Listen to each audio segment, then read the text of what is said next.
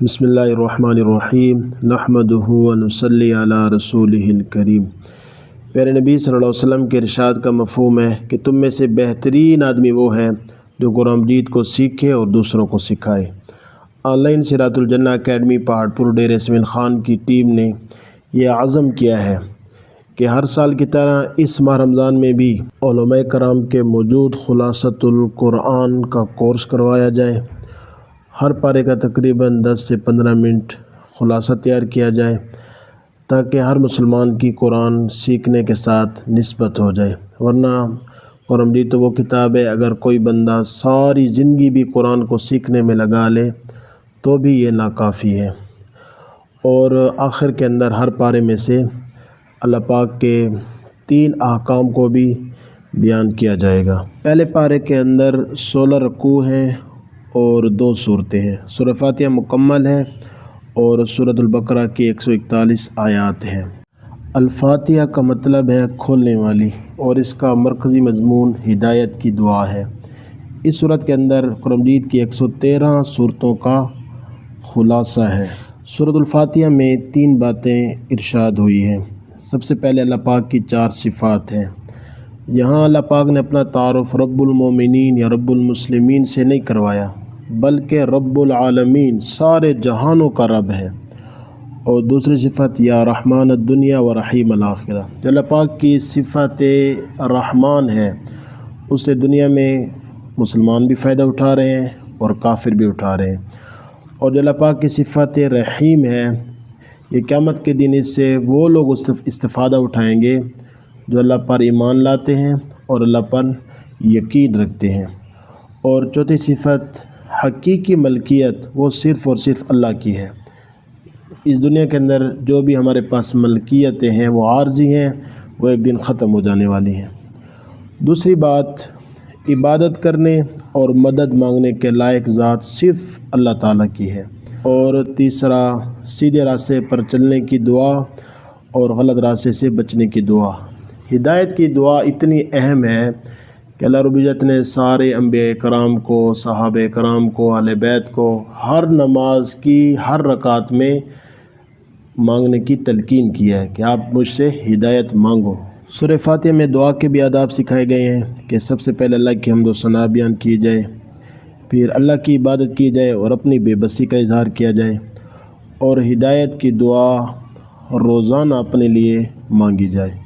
سورۃ البقرہ مدنی صورت ہے، اس کے 40 رکوع ہیں، 286 آیات ہیں، اور یہ قرآن مجید کی سب سے لمبی صورت ہے۔ بقرہ کا مطلب ہے گائے، اور اس کا مرکزی مضمون امت کی ذمہ داریاں ہیں۔ پہلے قوموں کے واقعات سنا کر اللہ پاک نے اس امت کو ذمہ داریاں دی ہیں۔ سورۃ البقرہ کی 141 آیات میں 5 باتیں ارشاد ہوئی ہیں۔ سب سے پہلے انسانوں کی اقسام بیان کی گئی ہیں۔ 2، قرآن مجید کا اعجاز بیان کیا گیا ہے۔ نمبر 3، حضرت آدم علیہ السلام کا قصہ تفصیل کے ساتھ بیان کیا گیا ہے۔ اور چوتھا، بنی اسرائیل کے عروج و زوال کی داستان، ان کے احوال بیان کیے گئے ہیں۔ اور 5واں، حضرت ابراہیم علیہ السلام کا قصہ بیان کیا گیا ہے۔ انسانوں کی 3 قسمیں بیان کی گئی ہیں، ان میں مومنین ہیں، منافقین ہیں، کافرین ہیں۔ مومنین کی 5 صفات بیان کی گئی ہیں کہ وہ ایمان بالغیب، یعنی ان حقائق پر بھی ایمان لاتے ہیں جن کا حواس سے ادراک نہیں کیا جا سکتا، جیسے جنت، دوزخ، حشر وغیرہ ہے۔ پھر وہ نماز کو قائم کرتے ہیں، یعنی نماز کو تمام شروط اور آداب کا لحاظ رکھتے ہوئے مستقل ادا کرتے رہتے ہیں۔ تیسرا، نماز اور زکوٰۃ کا قرآن مجید میں اکثر اکٹھا حکم ہے، کیونکہ نماز اللہ کا حق ہے اور زکوٰۃ بندوں کا حق ہے، اور انسان اس وقت تک کامل نہیں ہو سکتا جب تک کہ وہ دونوں قسم کے حقوق ادا نہ کرے۔ چوتھی صفت جو ایمان والوں کی بیان کی ہے کہ وہ تمام آسمانی کتابوں کو مانتے ہیں اور تمام رسول کو مانتے ہیں اور ان پر ایمان لاتے ہیں۔ مسلمان سارے رسولوں کو مانتے ہیں، ساری کتابوں کو مانتے ہیں۔ اور 5ویں، وہ آخرت کی ایسی تصدیق کرتے ہیں جس میں شک کی کوئی ملاوٹ نہ ہو۔ اچھا، جہاں ایک بات بڑی قابل توجہ ہے کہ اللہ پاک نے اہل ایمان کا تذکرہ تو 4 آیات میں کیا ہے، کفار کا 2 آیات میں کیا ہے، لیکن منافقین کا تذکرہ 13 آیات میں جو ہے نا اللہ پاک نے بیان فرمایا ہے، اور ان کی جو بری صفات ہیں ان کو بیان کیا ہے تاکہ مسلمان ان بری صفات سے بچ سکیں، اپنا دامن بچا سکیں۔ وہ بری صفات کون سی ہیں؟ ان کے اندر جھوٹ تھا، دھوکہ ہے، عدم شعور ہے، قلبی بیماریاں جیسے حسد ہے، تکبر ہے، حرص ہے، مکر و فریب ہے، سفاہت ہے، اللہ پاک کے احکام کا استہزاء ہے، زمین میں فتنہ و فساد ہے، جہالت ہے، ضلالت ہے، تذبذب ہے، اور اہل ایمان کا تمسخر اڑانا ہے۔ اللہ پاک ہمیں ان بری صفات سے محفوظ فرمائے۔ قرآن کی عظمت کو بیان کرنے کے لیے سورۃ البقرہ کا آغاز حروف مقطعات سے کیا گیا ہے۔ علماء کرام کی ایک بڑی جماعت کی رائے یہ ہے کہ یہ حروف لا کر حقیقت میں اللہ رب العزت نے ان لوگوں کو چیلنج کیا ہے جو قرآن کو انسانی کاوش قرار دیتے ہیں کہ اگر تم واقعی اس قرآن کو محمد صلی اللہ علیہ وسلم کا خود ساختہ کلام کہتے ہو تو یہ وہ حروف ہیں جنہیں تم بھی شب و روز استعمال کرتے ہو، ایسے ہی کلام بنا لو۔ تمہیں اپنی فصاحت و بلاغت اور زباندانی پر بڑا ناز ہے، جس کی وجہ سے تم اپنے مقابلے میں سارے انسان کو عجم یعنی گونگا کہتے ہو، لیکن تاریخ گواہ ہے کہ نہ کل کے کافروں نے اس چیلنج کو قبول کیا، نہ آج کوئی قبول کرنے والا ہے، اور نہ ہی قیامت تک کوئی اسے قبول کر سکے گا۔ حضرت آدم اور حضرت حوا علیہ السلام کا قصہ جو ابلیس لعین کے ساتھ پیش آیا، حقیقت میں یہ ساری انسانیت اور اس دنیا کی ابتدا سے انتہا تک کا قصہ ہے۔ یہ قصہ حق اور باطل، خیر اور شر کے درمیان دائمی کشمکش کی نشاندہی کرتا ہے۔ اس قصے میں اللہ تعالیٰ کا حضرت آدم علیہ السلام کو خلیفہ بنانا، پھر فرشتوں کا انسان کو فسادی کہنا، پھر اللہ تعالیٰ کا آدم علیہ السلام کو علم دینا، پھر فرشتوں کا اقرار عدم علم کرنا، پھر فرشتوں سے آدم علیہ السلام کو سجدہ کروانا، پھر شیطان کا انکار کرنا، پھر اس کا مردود ہو جانا، پھر شیطان کا جنت میں آدم و حوا علیہ السلام کو بہکانا، اور پھر انسان کو خلافت ارض عطا ہونا۔ یہ ساری باتیں تفصیل کے ساتھ پہلے پارے کے اندر بیان کی گئی ہے۔ احوال بنی اسرائیل جتنی تفصیل کے ساتھ سورۃ البقرہ میں آئے ہیں، قرآن مجید کی کسی صورت میں اتنی تفصیل کے ساتھ نہیں آئے۔ بنی اسرائیل کو اللہ پاک نے بے شمار ظاہری اور باطنی، دینی اور دنیاوی نعمتیں عطا فرمائی۔ ان میں کثرت سے اللہ پاک نے انبیاء پیدا فرمائے، انہیں اللہ پاک نے خوشحالی بھی عطا کی، عقیدہ توحید اور ایمان کی نعمت سے بھی سرفراز فرمایا، فرعون کے مظالم سے بھی نجات دی۔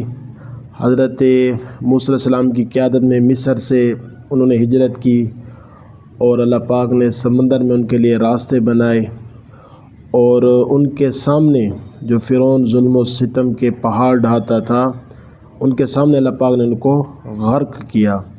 صحرائے سینا میں وہ بے سر و سامانی کے عالم میں تھے، ان کے کھانے پینے کے لیے اللہ پاک نے من و سلوہ کا انتظام کیا، سایہ کے لیے ٹھنڈے بادلوں کا انتظام فرمایا، پینے کے لیے پانی کی تلاش میں نکلے تو اللہ پاک نے 12 چشمے جاری فرما دیے، ہر قبیلے کا علیحدہ چشمہ۔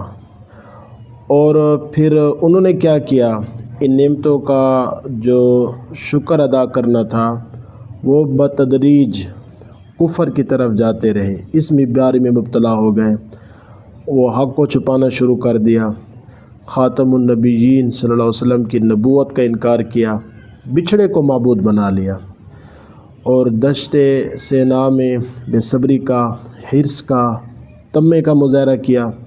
من و سلوہ آ رہا ہے تو اس کو کھاؤ پیو، حرص کرنے لگ گئے، سٹور کرنا شروع کر دیا۔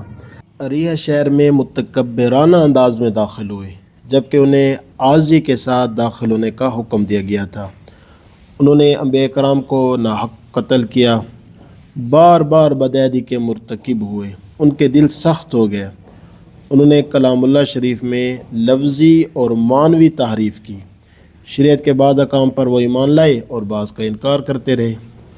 وہ بغض اور حسد کی بیماری میں مبتلا ہو گئے، انہیں مادی زندگی سے مبالغے کی حد تک محبت تھی، مقرب فرشتوں سے بیزاری کا اظہار کرتے، جادوگری میں بے حد دلچسپی رکھتے، بدعملی کے باوجود جنت کے واحد ٹھیکیدار ہونے کا دعویٰ کرتے تھے کہ ہمیں تو جہنم کی آگ چھو ہی نہیں سکتی، ہم انبیاء کی اولاد ہیں۔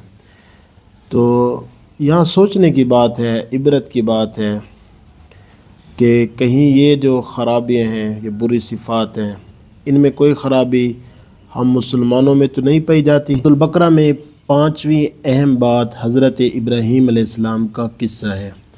حضرت ابراہیم علیہ السلام جن کی عظمت کو یہود و نصارہ دونوں تسلیم کرتے تھے اور فخریہ طور پر ان کی طرف اپنی نسبت قائم بھی کرتے تھے، حالانکہ اگر وہ اپنے دعویٰ میں سچے ہوتے تو ہمارے آقا علیہ السلام کی اتباع ضرور کرتے، کیونکہ حضرت ابراہیم علیہ السلام کو اللہ پاک نے مختلف آزمائشوں میں ڈالا، لیکن حضرت ابراہیم علیہ السلام ہر آزمائش سے سرخرو ہو کر نکلے، وہ والد کی بت پرستی سے بیزاری کا معاملہ ہو یا قوم سے ٹکراؤ کا، نمرود سے بحث مباحثہ کا مرحلہ ہو یا آگ میں ڈالے جانے اور وطن سے ہجرت کا، بیوی اور بچے کو بے آب و گیا وادی میں چھوڑنے کا حکم ہو یا لخت جگر کو اپنے ہاتھوں سے ذبح کرنے کا، اللہ کے خلیل ہر مقام پر ثابت قدم رہے اور ان کے قدموں میں ذرا برابر لغزش نہ آئی۔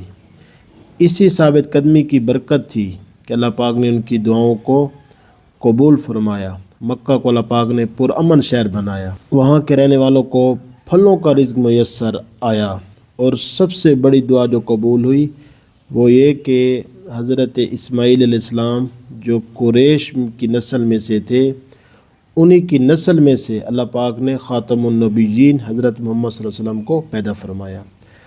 حضرت خلیل علیہ السلام کے مفاخر بیان کرنے کے بعد اللہ پاک فرماتے ہیں کہ ملت ابراہیمی سے وہی شخص اعراض کر سکتے ہیں جو شکی ہو، احمق ہو اور خواہشات کا غلام ہو۔ یہود و نصارہ واقعی ایسے تھے جو حضرت ابراہیم علیہ السلام کی طرف اپنی نسبت تو کرتے تھے، مگر ان کا زعم باطل یہ تھا کہ نجات حنفیت کی اتباع میں نہیں ہے بلکہ یہودیت اور نصرانیت کی اتباع میں ہے۔ اللہ پاک نے اپنے نبی کو حکم دیا کہ آپ انہیں حنفیت یعنی دین اسلام کی طرف دعوت دیں، جو کہ تمام انبیاء کا دین ہے۔ اگر وہ آپ کی دعوت قبول کر لیں تو ہدایت پا جائیں گے، اور اگر قبول نہ کریں تو ان کا انکار اور گمراہی کسی دلیل کی بنا پر نہیں ہوگی بلکہ ضد اور عناد کی بنا پر ہوگی، تو آپ انہیں عناد کی گندگی میں پڑا رہنے دیں، اللہ تعالیٰ ان سے نمٹ لے گا۔ ارشاد ہوتا ہے اگر یہ یہود و نصارہ بھی اس طرح ایمان لے آئیں جس طرح تم ایمان لائے ہو تو یہ ہدایت پا جائیں گے، اور اگر وہ منہ موڑے رہیں تو اس پر تعجب نہ کرو، کیونکہ ضد اور مخالفت ان کی عادت ہے۔ اگر انہوں نے شرارت کرنے کی کوشش کی تو اللہ تعالیٰ ان سے عنقریب نمٹ لے گا، وہ بڑا سننے والا ہے اور بڑا جاننے والا ہے۔